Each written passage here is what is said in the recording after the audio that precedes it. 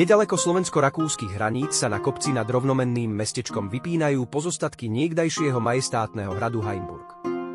V roku 1050 Henrich III, cisár Svätej ríše rímskej, nariadil na tomto mieste postaviť nový hrad, ktorý pravdepodobne obnovil skoršie opevnenie. Stavebné práce sprevádzali viaceré pokusy maďarských vojsk zabrániť jeho dokončeniu. V roku 1192 nariadil rakúsky vojvoda Leopold V rozšírenie hradu.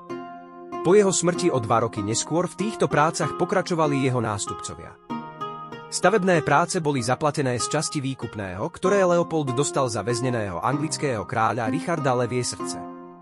Prevažnú časť 13. storočia bol hrad sídlom kráľovského rodu Babenbergovcov.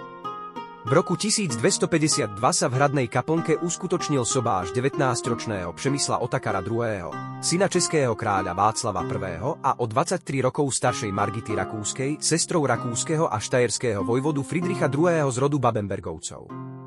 Bola to politická svadba, Babenbergovci nemali mužského dediča. Manželstvo však skončilo rozvodom. V roku 1278 hrad obsadila rodina Habsburgovcov.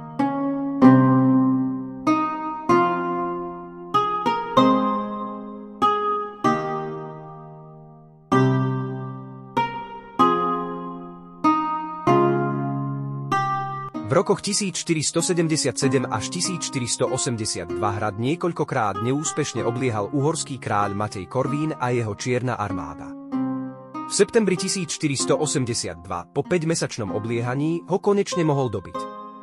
Jeho vojská obsadili hrad až do roku 1490, keď ich po Matejovej smrti vyhnali vojská cisára Svätej ríše rímskej Maximiliána I. V roku 1514 bol hrad Heimburg pridelený rodine von Selking. Z obavy pred tureckými nájazdmi ho posilnili a prispôsobili na používanie strelných zbraní.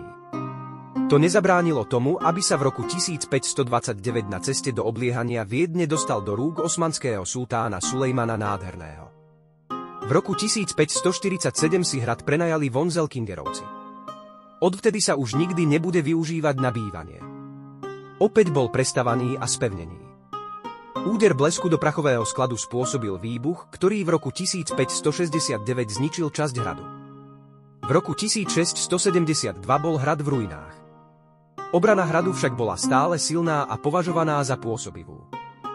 Napriek tomu ho v roku 1683 dobili a zničili osmanskí vojaci pod vedením veľkovezíra Kara Meustafu Pašu na ceste do bitky pri Viedni.